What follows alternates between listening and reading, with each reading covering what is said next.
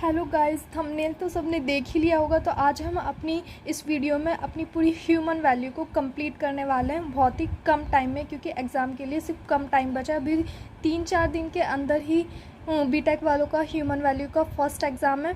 तो चलो स्टार्ट करते हैं। तो हमारा ह्यूमन वैल्यू का सबसे फर्स्ट टॉपिक जो है वो है वैल्यू एजुकेशन। तो स्टार्ट करते हैं अपनी ह्यूमन वैल्यू। वैल्यू एजुकेशन क्या है? It deals with the what is universally valuable to the all of us and enable us to be in the harmony within ourselves।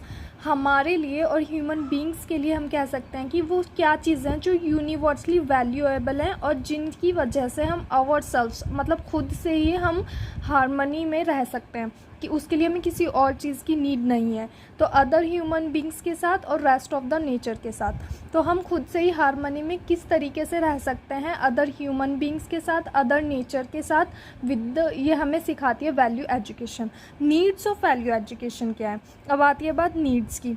Some aspects to appreciate the need for value education. यहाँ मैंने कुछ aspects लिखे हुए हैं जो value education की needs हैं। अगर 2 मार्क्स का क्वेश्चन आता है तो जस्ट इनको लिख देंगे पॉइंट्स को। अगर 10 मार्क्स का आता है तो हम इनको एज ए हेडिंग यूज़ करेंगे और फिर उनको एक्सप्लेन करते हैं। देखते हैं पॉइंट्स क्या है। The correct identification of our aspiration. हमारे जो भी आस्पिरेशन है, बेसिक आस्पिरेशन है, उनकी करेक्ट आइडेंटिफिकेशन करना। Understanding universal human values to fulfil our aspiration in the continuity. Human value को अंडरस्टैंड करना ताकि हम अपनी एस्पिरेशंस को कॉन्टिन्यूटी फुलफिल कर सकें। Complementarity of values and skills. Values and skills का कॉम्प्लीमेंटरिटी। इवोल्यूशन ऑफ बिलीव्स, मतलब जो हमारे बिलीव्स होते हैं उनका इवोल्यूशन। टेक्नोलॉजी और ह्यूमन वैल्यूज़, इन सब को हमें एक्सप्लेन करना है। मैंने एक्सप्लेन नहीं क्योंकि ये जस्ट एक रिवीजन वीडियो है और ये उनके लिए भी हेल्पफुल होगा जिन्होंने अब तक कुछ पढ़ा नहीं है, क्योंकि मैंने भी कुछ नहीं पढ़ा। ये मैंने अभी नोट्स बनाया कल, इसलिए मैं इनको शेयर कर रही हूँ, क्योंकि मैं भी स्टूडेंट हूँ, मेरा भी पेपर है। Values and skills both are necessary to fulfil our aspiration. Values and skills हमारी एस्पिरेशन को फुलफिल करने के लिए इन दोनों चीज़ों की ज़रूरत होती है। अब देखते हैं वैल्यू डोमेन क्या होता है। मतलब वैल्यू डोमेन को हम वैल्यू ऑफ विजडम भी बोल सकते हैं। One has to know what is really conducive to human happiness। ये जानना कि रियली ह्यूमन हैप्पीनेस के लिए क्या है जो कंडक्टिव है ह्यूमन हैप्पीनेस की साइड। तो this is what becomes universally valuable to human beings. Value domain हमारा है कि जो भी ह्यूमन हैप्पीनेस के लिए कंडक्टिव चीज़ें हैं जो ह्यूमन को यूनिवर्सली हैप्पी रख सकती हैं। तो डोमेन ऑफ स्किल क्या होता है? It becomes essential to know to learn the method to actualise this good. मतलब ह्यूमन बींग्स को यूनिवर्सली हैप्पी रखना वो हमारी वैल्यू डोमेन है, और उसको हैप्पी रखने के लिए जो स्किल्स की ज़रूरत होती है, जो स्किल्स हमें डेवलप करनी पड़ती हैं उन चीज़ को खुश रखने के लिए, तो वो हमारी डोमेन ऑफ स्किल है। It becomes essential to learn methods to actualise this good to develop the technology to make this happens in real life. ठीक है, अब देखते हैं टेक्नोलॉजी। टेक्नोलॉजी क्या है? It is only a mean to achieve what is considered as valuable.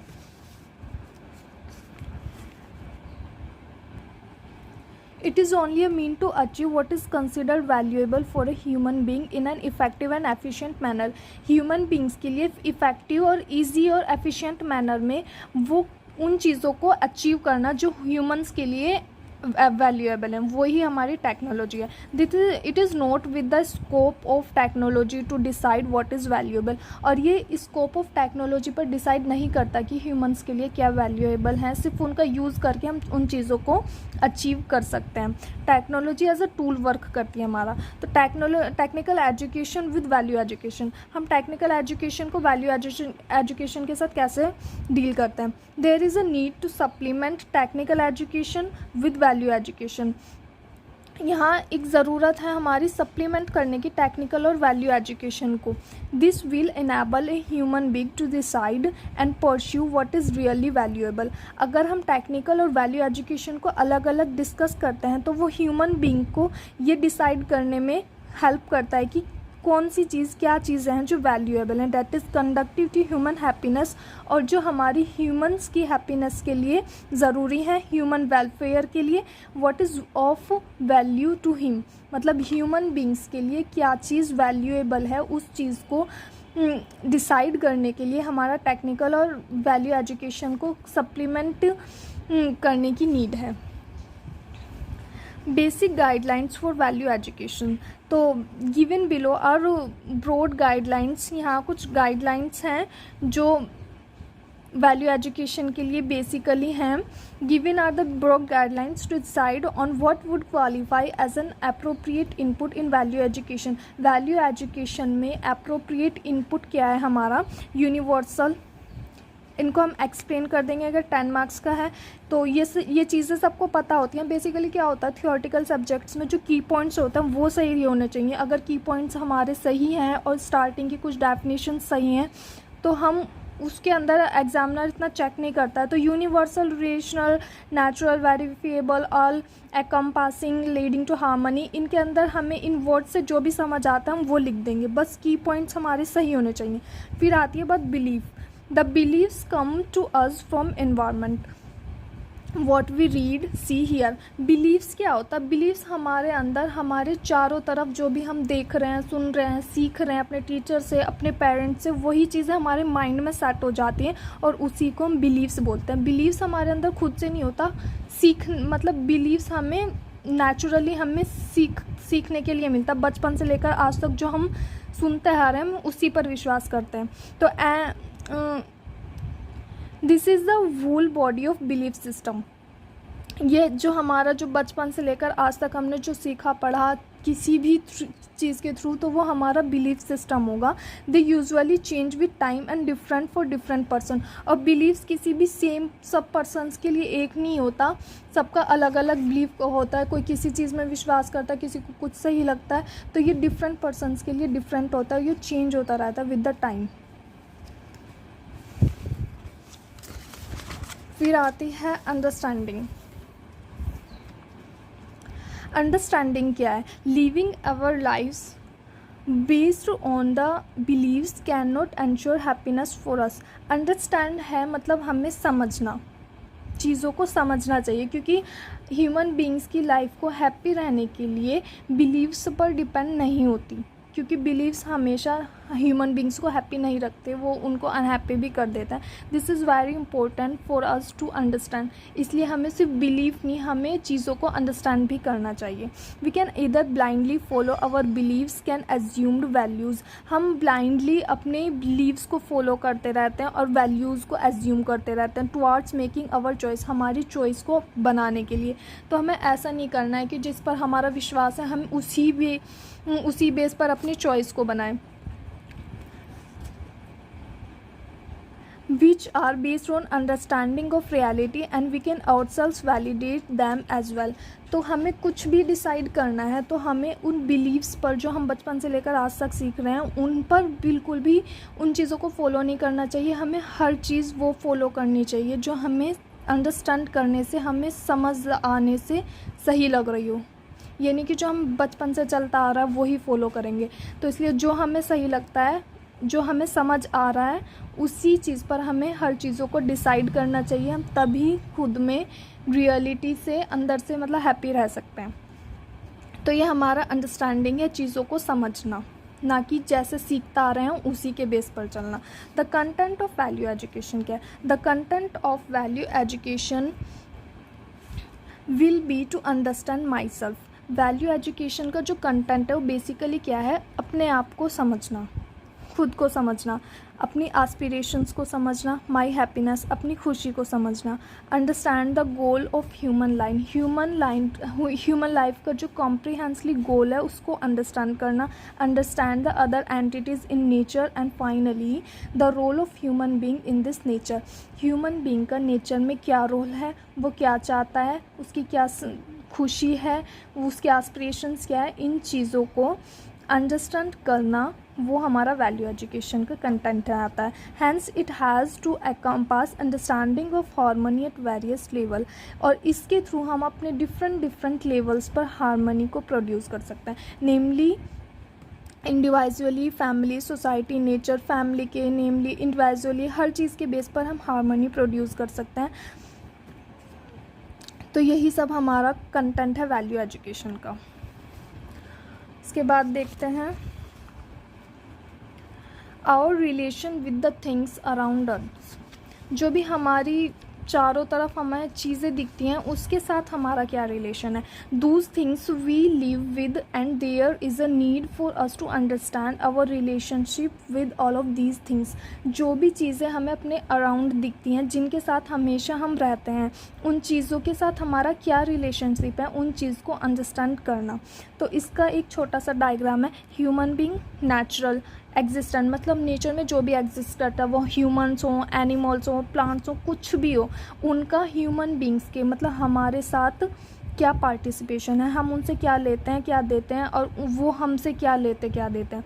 तो ये जो पार्टिसिपेशन है between the human beings and the nature और एग्जिस्टेंस, तो मतलब जो भी ह्यूमन बींग्स से अलग चीज़ें एग्जिस्ट करती हैं यूनिवर्स के अंदर, उसका ह्यूमन बींग्स के क्या जो भी पार्टिसिपेशन है, वो हमारा रिलेशन होता है between the things and the us. अब now what is self? We live with our family, our friends, air, soil, water, trees and nature around us. हम रहते हैं अपनी फैमिली के साथ, अपने फ्रेंड्स के साथ, सोइल, वाटर, जो भी हमारे चारों तरफ चीज़ें हैं, हम उनके साथ रहते हैं, और कोई भी चीज़ ऐसी नहीं है जिसके बिना हम नहीं रह सकते।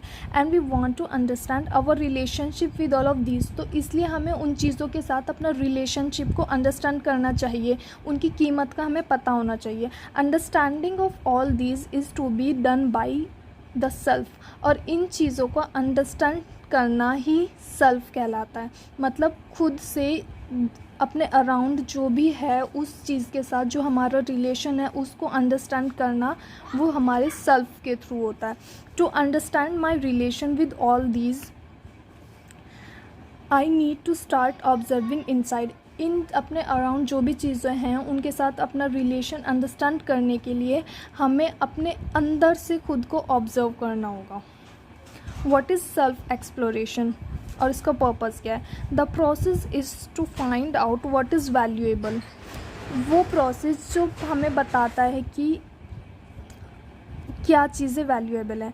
To me by investigating within my self. हमारे लिए क्या चीज़ें हैं जो वैल्यूएबल हैं, अपने अंदर की इन्वेस्टिगेट करके हमें इस चीज़ का पता लगाना, सेल्फ एक्सप्लोरेशन करना है। मतलब किसी के कहने पर नहीं, कि खुद अपने बेस पर जो हमारे थिंकिंग है उसके बेस पर हमें ये पता लगाना कि हमारे ऑल अराउंड जो भी चीज़ें हैं उनके साथ हमारा क्या रिलेशन है, वो हमारा सेल्फ एक्सप्लोरेशन है। जो भी हम डिसीजन खुद से लेते हैं वो हमारा सेल्फ एक्सप्लोरेशन है। Following are the points to appreciate self exploration and its purpose. यहाँ कुछ पर्पज़ हैं जो सेल्फ एक्सप्लोरेशन के। It is a process of dialogue between what you are and what you really want to be. ये एक process होता है between, एक डायलॉग होता है कि तुम क्या हो और तुम रियली में क्या करना चाहते हो। इसको भी हम एक्सप्लेन कर देंगे जो समझ आएगा, एज अ हेडिंग इसको यूज़ करेंगे। It is a process of self evolution through self investigation.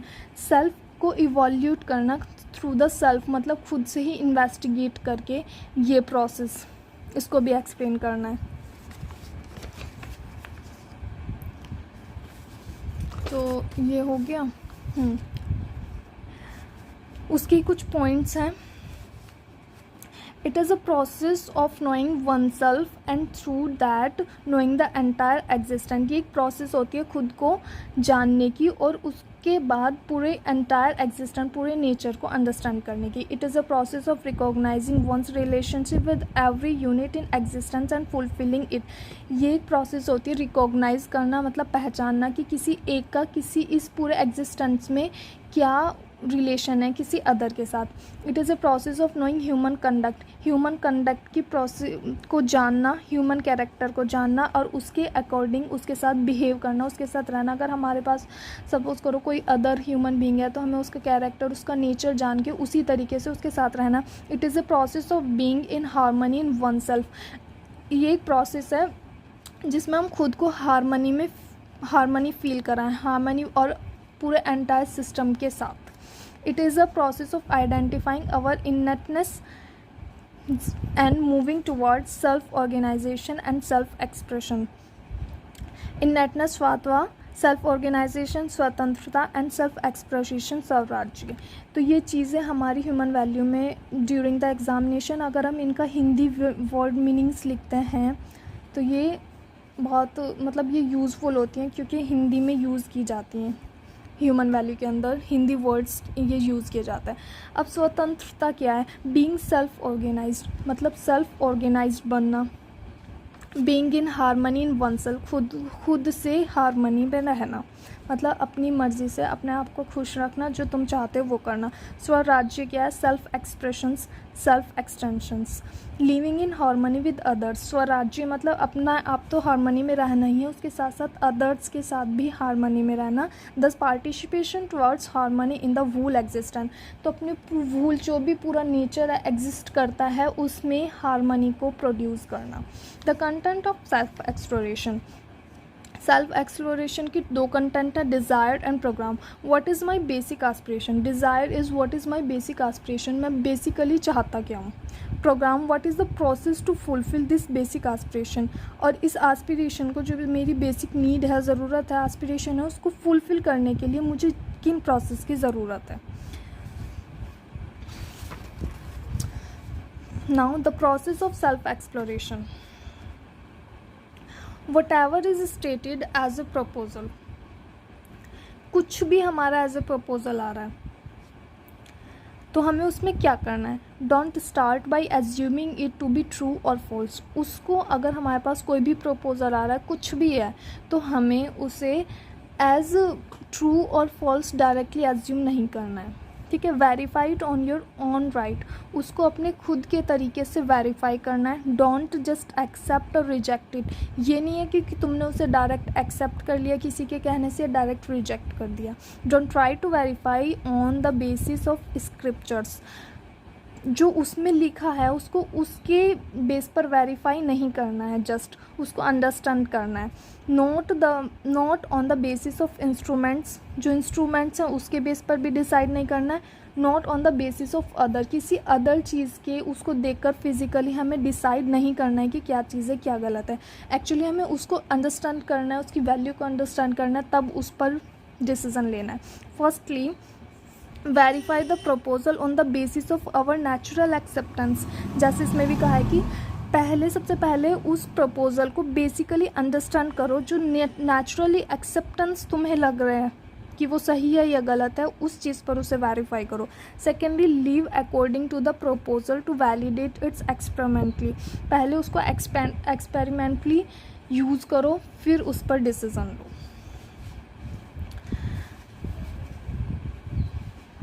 अब प्रपोजल होता क्या है, ये इसका एक डायग्राम बनाया हुआ है. Proposal verify on the basis of your natural acceptance, process of self exploration, result in rationalisation and understanding, and either test it or journal satisfaction university. और ये डिपेंड कर मतलब ये सब चीज़ों पर अप्लाई होता है, टाइम स्पेस इंडिविजुअल. तो इस चीज़ को आप ध्यान से देख लें, नोट कर लें, और इसको पेपर में प्रपोजल का जो भी टॉपिक पूछा जा रहा है सेल्फ एक्सप्लोरेशन, उसमें इसको बनाना है. अब आती है natural acceptance. It is within us, ये हमारे अंदर होती है all the time, and we can refer to it, access it to know what is really right for us. We only have to start referring to it. ये हमारे natural acceptance मतलब ये हमारे अंदर नेचुरली होती है कि इस चीज़ को अंडरस्टैंड करने के हमारे लिए क्या सही है और क्या गलत है. Assurance satisfaction universal. एश्योरेंस होता है I am assured of answer and understanding in myself. Satisfaction, I am satisfied that the answer is fulfilling for me. जो आंसर है वो मेरे लिए सही है, मैं उसके लिए सेटिस्फाई हूँ. Universal, I know realise that the answer I have got are the same for everyone. और मैं जानता हूँ कि ये जो आंसर है जो मैंने रियलाइज़ किया वो सबके लिए सही होगा. There are invariant with respect to, और ये एक दूसरे के लिए इन्वेरिएंट होते हैं. टाइम स्पेस इंडिविजुअल, ये चीज़ें इन चीज़ों पर इन्वेरिएंट होती हैं, मतलब चेंज नहीं करती टाइम स्पेस और इंडिविजुअल पर.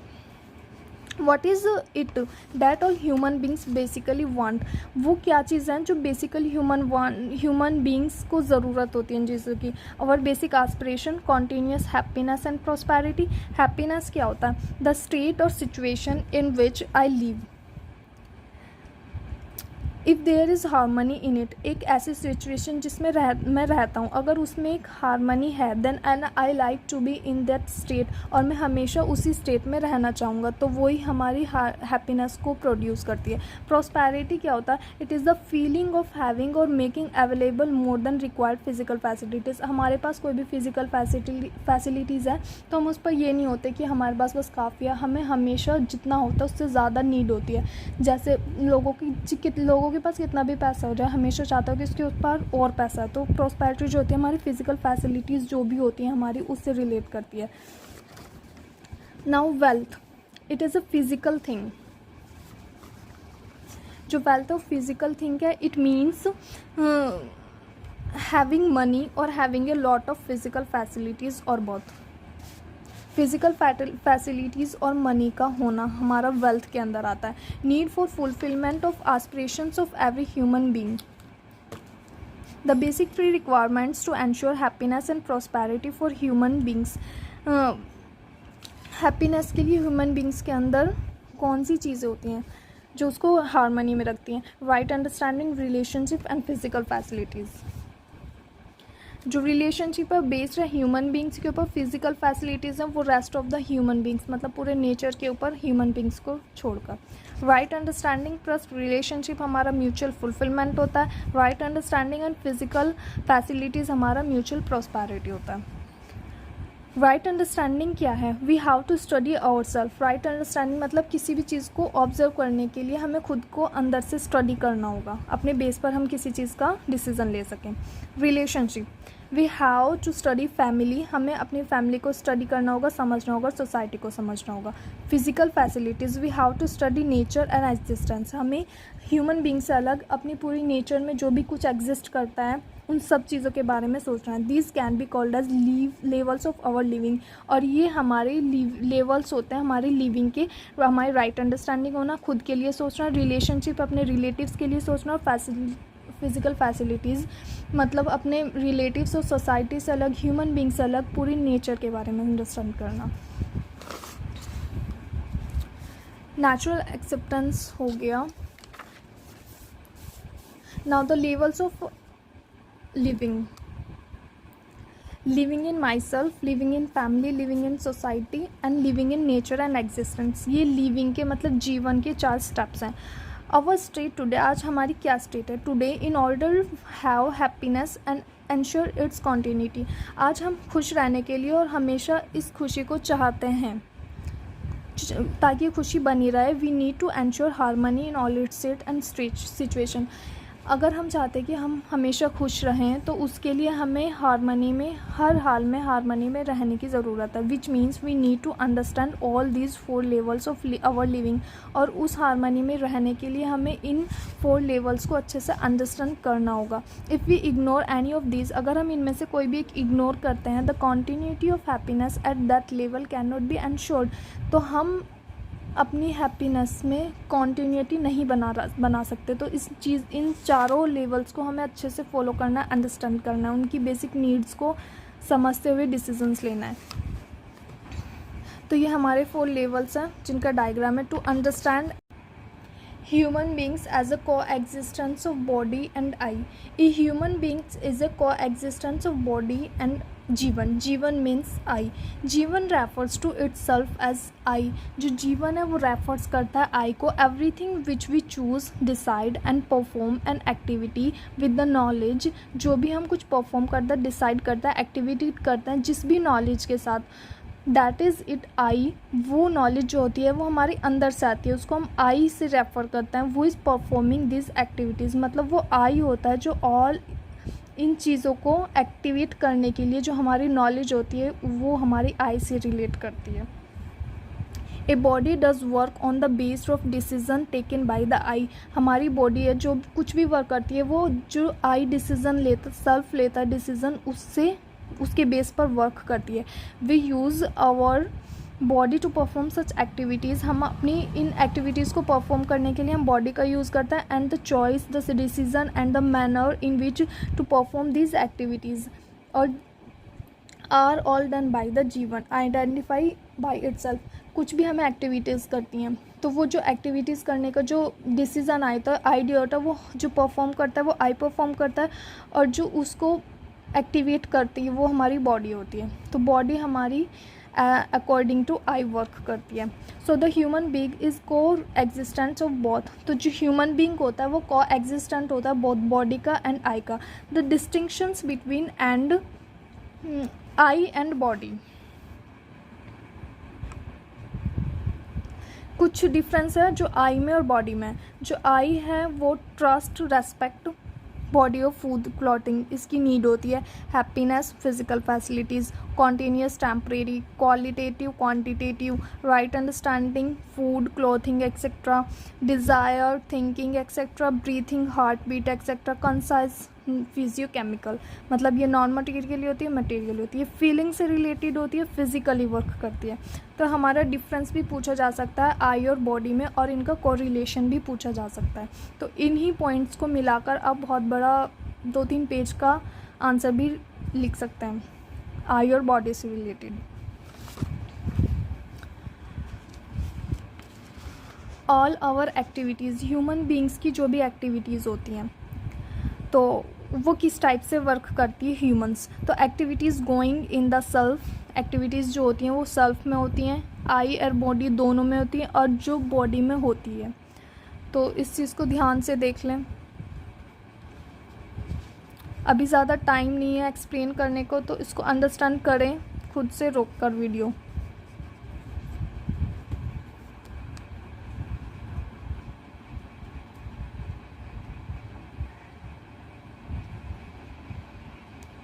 ये हमारा पूरा डायग्राम है ऑल आवर एक्टिविटीज़ से रिलेटेड और ह्यूमन एक्टिविटीज़ से रिलेटेड.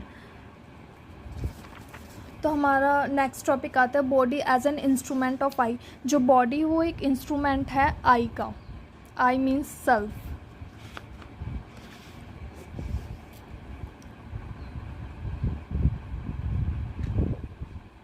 इसमें 3 चीज़ें आती हैं. I being, seer, doer and enjoyer. Whatever self thinks, self जो है वो कुछ भी थिंग्स करे, बॉडी परफॉर्म फिजिकली करती है. Body does not decide itself, जो बॉडी है वो खुद से डिसाइड नहीं करती. तो I being seer, I being doer and I being enjoyer.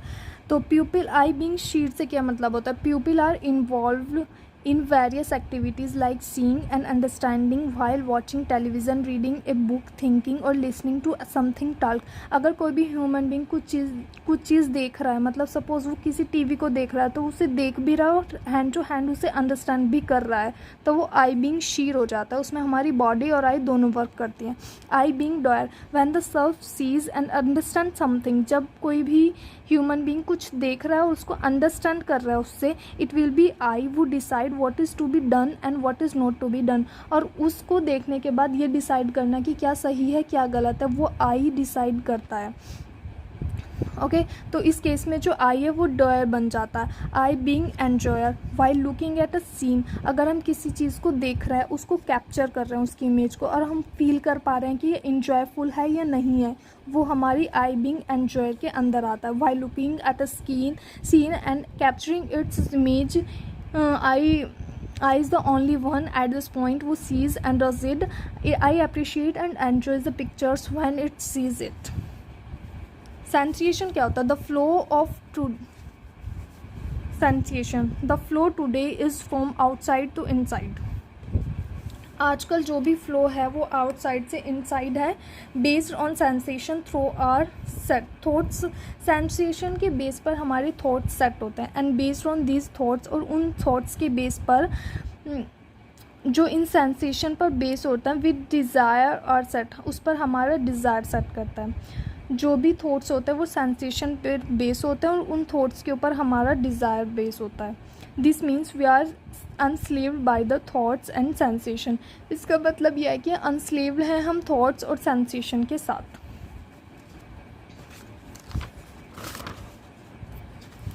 Harmony in self, खुद में harmony, activities in self, self के अंदर जो एक्टिविटीज़ होती हैं। नेचुरल एक्सेप्टेंस होता है हमारा फर्स्ट और 2 पॉइंट में, ये हमारा सेल्फ है जिसके अंदर पावर होती है और एक्टिविटी होती है। इसके अंदर कुछ 5 पॉइंट्स हैं, इसके अंदर 5 पॉइंट्स हैं। तो इसके जो स्टार्टिंग के पॉइंट्स है वो नेचुरल एक्सेप्टेंस से रिलेटेड है। फिर होता है डिज़ायर, इच्छा, थॉट, विचार, एक्सपेक्टेशन, आशा। फिर होते हैं एक्टिविटीज़ के अंदर हमारी आती है realising, understanding, imaging, analysing and testing. और ये हमारी सेल्फ है, ये बॉडी है, और ये इंफॉर्मेशन को एक्सचेंज करती हैं आपस में। इधर हमारा सेंसेशन होता है जो बॉडी मतलब आउटसाइड टू इनसाइड होता है और उस पर बेस वर्क करता है। तो हमारी एक्टिविटी इन सेल्फ होती है।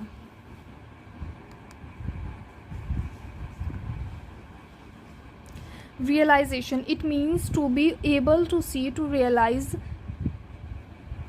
किसी चीज़ को देखना और उसको रियलिटी, उसकी सच्चाई को रियलाइज करना। Understand, it means to be able to understand the self organisation in all entities of nature, nature के अंदर कुछ भी हो रहा है उसको सेल्फली ऑर्गेनाइज करना। And their interconnected organisation as it is, और उसको इंटरकनेक्ट करना उस ऑर्गेनाइजेशन को कि वो किस तरीके की है। We are able to see the harmonious interconnections at all levels of the our body. तो अगर हम रियलाइज और अंडरस्टैंड करेंगे तो हम अपने हर लेवल पर हारमोनियस फील करेंगे। Harmony with the body, body क्या होती है? एक सेल्फ ऑर्गेनाइज्ड यूनिट होती है। तो we have to set our body in fit conditions, तो हमें अपनी बॉडी को फिट कंडीशन में रखने की ज़रूरत होती है। Harmony of I with the body, body के साथ आई का क्या हारमोनी है? It is a form of sanyam on the part of I and swasthya on the part of body. हम आई की जगह संयम का यूज़ करते हैं और स्वास्थ्य की जगह बॉडी का यूज़ करते हैं।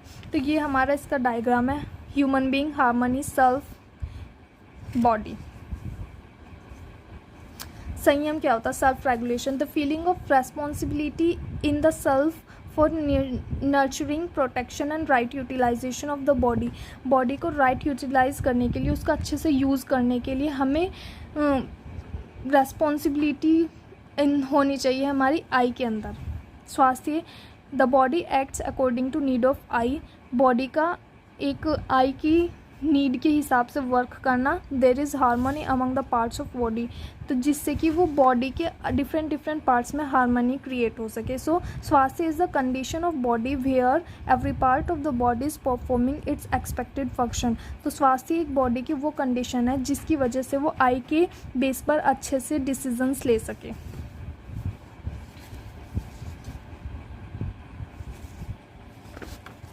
Now harmony in family, relation in a family और in a society are not created. Family और सोसाइटी के अंदर रिलेशन क्रिएट नहीं किया जाता, वो नेचुरली होता है। We can understand these relationship, और हम उस रिलेशनशिप को अंडरस्टैंड कर सकते हैं अपनी अंडरस्टैंडिंग के बेस पर। It will be natural to have right feelings in this relationship, और उन रिलेशनशिप्स के बेस पर हमारी जो राइट फीलिंग्स होती हैं, अच्छी वैल्यूज़ होती हैं, वो हमारी नेचुरली होती हैं। It becomes clear that relationship is between the self and the other self.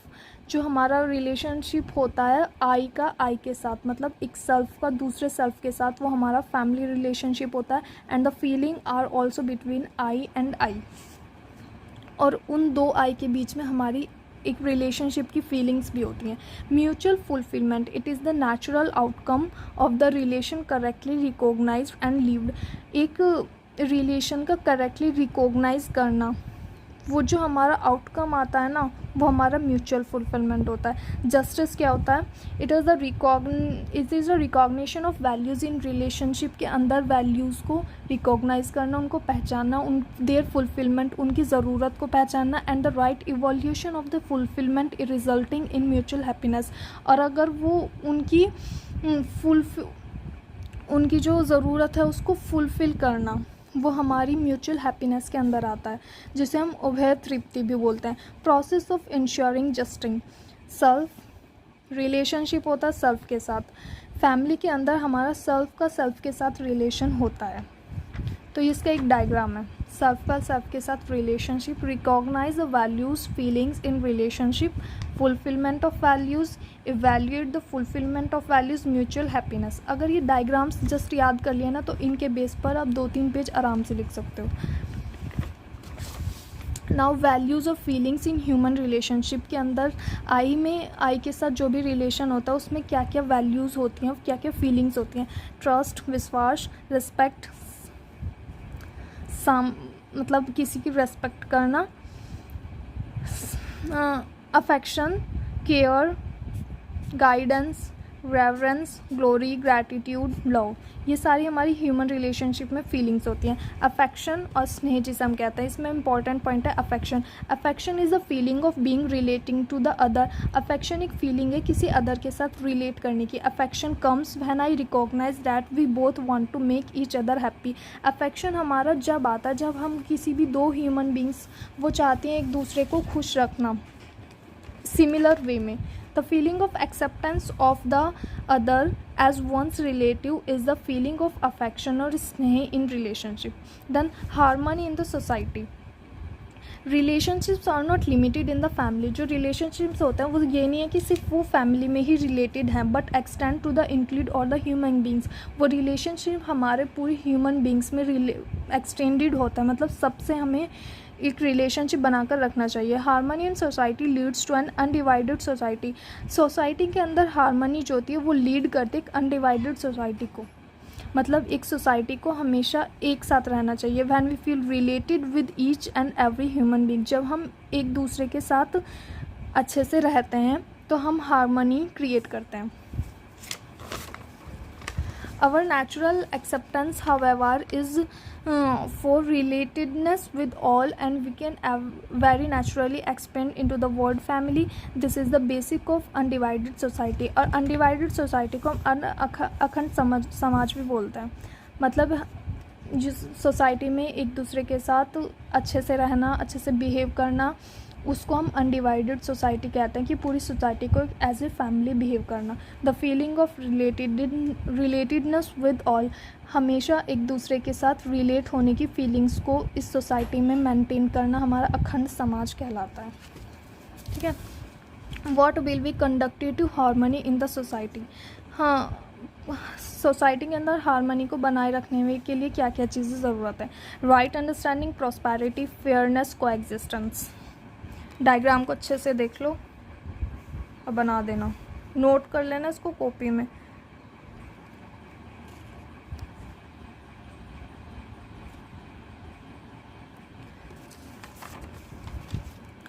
Comprehensive human गोल क्या होता है। Right understanding, comprehensive human goal हमारी ये चारों होता है। Right understanding, prosperity, trust and coexistence. तो right understanding, prosperity, it is necessary for all humans when one does not. इसको इन पॉइंट्स को याद रखना है कॉम्प्रिहेंसिव ह्यूमन गोल में और इनको एक्सप्लेन कर देना। मैंने थोड़ा थोड़ा सा लिखा है, अभी टाइम ज़्यादा नहीं है तो इसलिए इनको ऐसे ही देख लो। बहुत ईजी लैंग्वेज है जिससे आप अंडरस्टैंड कर सको। और we may also understand it in the following sequence, और हम इन चारों पॉइंट्स को एक सीक्वेंस में लिख सकते हैं। Right understanding, prosperity, trust and coexistence, मतलब ये इस टाइप से रिलेट करती हैं एक दूसरे के साथ। Now the programmes needed to achieve the comprehensive human goal. Comprehensive human goal को अचीव करने के लिए कुछ प्रोग्राम्स की नीड होती है। तो होता है education, health, justice, production, exchange. Education, right living, health, self aggregation, justice, preservation, production, work, and exchange, storage. How these 5 dimensions of humanistic society, in humanistic society की जो 5 dimensions हैं वो ह्यूमन गोल को कैसे अचीव करती हैं। तो education lead करती है राइट अंडरस्टैंडिंग को, हेल्थ जो है वो लीड्स करती है प्रॉस्पेरिटी को, जस्टिस लीड करती है फेयरनेस एंड कोएग्जिस्टेंस को, प्रोडक्शन फील करता है प्रॉस्पेरिटी को, exchange, storage, prosperity and fairness. तो इस चीज़ को हम थ्योरी के फॉर्म में भी लिख सकते हैं। अनडिवाइडेड सोसाइटी हमारा क्या होता है, अखंड समाज। अखंड समाज ही हमारा अनडिवाइडेड सोसाइटी होता है, मतलब सोसाइटी को एक एज ए फैमिली फील करना। Feeling of being related to every human being, ऐसी फीलिंग रखना कि ह्यूमन बींग्स, जितने भी सोसाइटी में ह्यूमन बींग्स हैं, सब एक दूसरे के रिलेटिव्स हैं। Universal human order, feeling of being related to every unit including human beings other entities of nature. Universal human order में अदर ह्यूमन बींग्स के साथ साथ नेचर में जितनी भी चीज़ें एग्जिस्ट करती हैं उनके साथ एक अच्छा रिलेशन रखना। Harmony in nature, the 4 orders in the nature. Harmony के लिए हमारे 4 ऑर्डर्स होते हैं। If we look around, everything that we see can be put into one of the, अगर हम अपने अराउंड देखें नेचर में तो हर चीज़ को 4 पार्ट्स में डिवाइड किया गया है। मटेरियल ऑर्डर जिसमें हमारे soil, water, air etcetera. Plant bio order, grass, plants, trees etcetera आते हैं। एनिमल्स में हमारे एनिमल्स एंड बर्ड्स आते हैं। ह्यूमंस में हमारे ह्यूमन बींग्स आते हैं। इंटरकनेक्टेडनेस एंड म्यूचुअल फुलफिलमेंट क्या होता है? Parasparta means interconnectedness and paraspar means mutually fulfilment. Material order, bio, plant, animal order, human order. अगर हम इन 3 चीज़ों को देखें तो हमारी animal order, material order and plant bio order, ये हमारे जो हैं अबव, मतलब as the above 3 orders besides human order are in harmony and they are fulfilling to the human order. ये हमारी नीड को पूरा करती हैं। हार्मनी इन नेचर में इस टाइप से वर्क होता है कि एक दूसरे से इंटरकनेक्टेड होती हैं। चारों चीज़ें इस टाइप से एक दूसरे से इंटरकनेक्टेड है।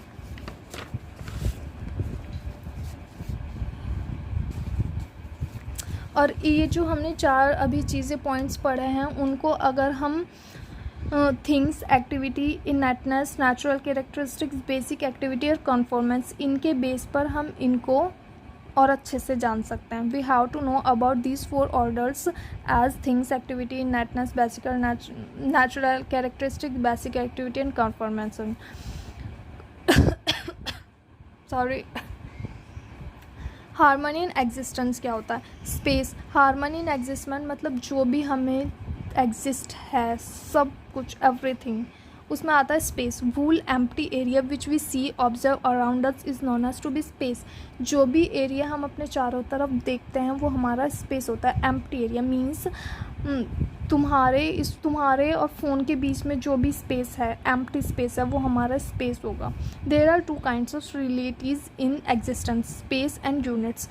एग्जिस्टेंस में सिर्फ 2 चीज़ें होती है, स्पेस होता है या फिर यूनिट होता है। मीन्स तुम हो और तुम्हारा मोबाइल फ़ोन है, वो यूनिट है। और जो स्पेस, जो उससे अलग चीज़ें हैं जिनका कुछ नाम नहीं है, वी कैन से जो एम्प्टी है, वो हमारा स्पेस है।